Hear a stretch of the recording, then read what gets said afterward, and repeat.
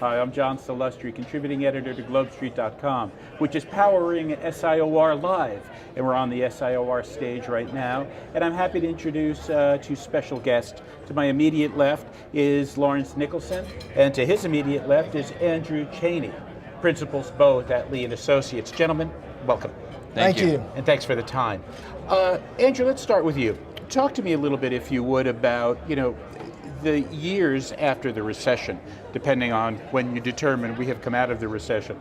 On the leasing side, what are tenants asking for or expecting that wasn't on the table in 2008?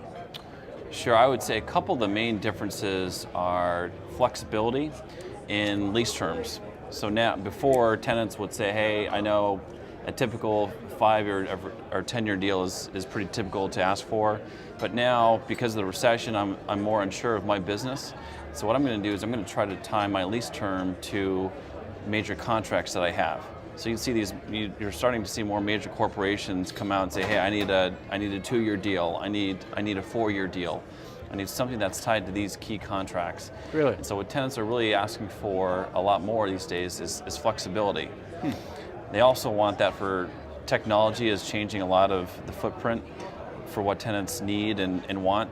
So a lot of real estate directors are saying, I don't know how much technology is going to affect my business over the next 5 or 6 years. Who knows what size I'm going to be in 10 years. So give me the flexibility, I'll pay for it, and let's get on our way. The other thing they're trying to do is be more efficient with their footprint and also pack more employees into their spaces. And so you're seeing higher density ratios. It used to be 4 and 5 per thousand. Now we're seeing a lot more tenants that want to be 7 to 8 per thousand square feet inside office buildings, inside nice Class A office buildings that weren't built that way, and they want higher parking ratios. So 2008, 4 per thousand. Same tenant that's asking for 4 per thousand would be asking for 7 or even 8 per thousand parking today.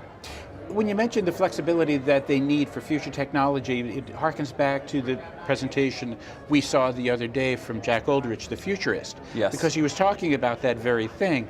We had an interview with the managing director of the local office of Gensler, who also said that they need to start building in more of that future tech consideration. It surprises me, though, that maybe it shouldn't, that more companies are asking that specific question. I don't know what's coming down the pike, but I want to be ready for it.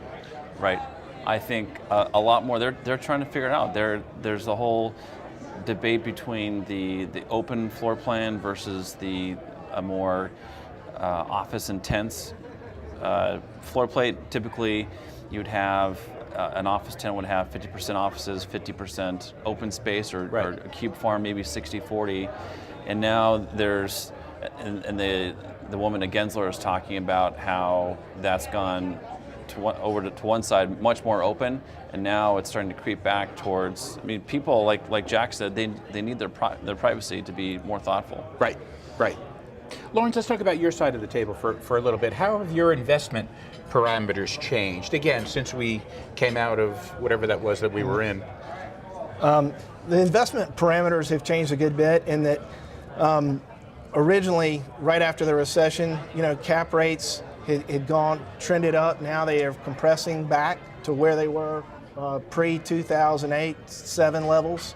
And so with that, supply and demand supply is going down. The deals are getting tighter. Are you seeing that as well? Absolutely, especially in the Class A market. We've got two different markets. We've got the Class A trophy property market in Phoenix, where we're seeing five caps and anything between 5 and 6 on a lot of nice buildings. And then you've got everything else, which is, I just sold a flex property on a land lease that went for an 8.4. So really, it's all over the board. It really depends on the product type. Lawrence, are you a net buyer or a net seller now, and what direction are you going in?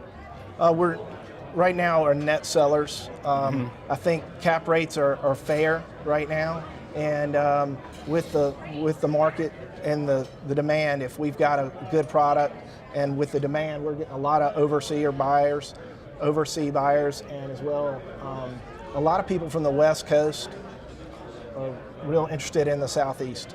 Really? That's very interesting. Right after the banks started lending again. They came with a lot of restrictions. It was tough as we started to recoup to actually get loans. Are you finding that the parameters are changing? Is it easier now than it was a year ago? I'll tell you this. For the first time I've seen this in owner-occupied deals, I'm getting approached by the big banks and saying, for an owner-occupied deal, we'll do 100% financing. So that has changed. Really? Yes. Wow. So that's pretty sexy in our market, as I want to say right but now. You've got to come for only owner-occupied, not for investors. Oh, okay, right, exactly. On our end in Phoenix, Please. There's a very prominent property that's called Hayden Ferry Lakeside. The first 2 phases are built. The third one they've been trying to pre-lease for the last couple of years. This Parkway REIT owns this, and they just announced they're going speculative with it, and at first it was, well, we need 70% pre-lease, and that was a couple years ago. Now we need, more like 50%, and then it was 30, and now they're going spec. They're working on a couple of deals. They're not done yet, but they're going 100% spec, and so the banks are back, especially in the Class A property class. Exactly. B's, that's a different story, but the banks are back. Thank you. Both of you are active in SIOR and CCIM.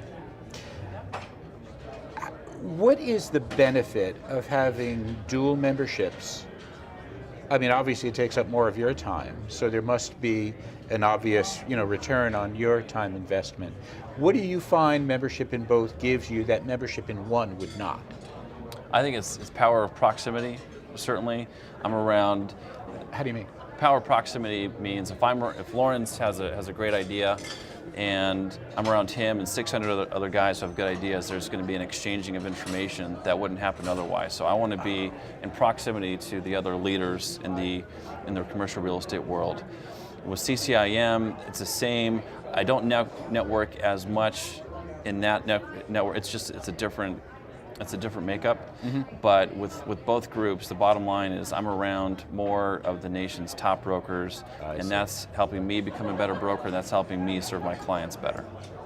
How about you, Lawrence? Yeah, they're both great organizations, and I think through leadership, relationships, and then the creativity side, coming here to these conferences and seeing the collaboration, I don't see them as competitive. I see them as dovetailing together. Right.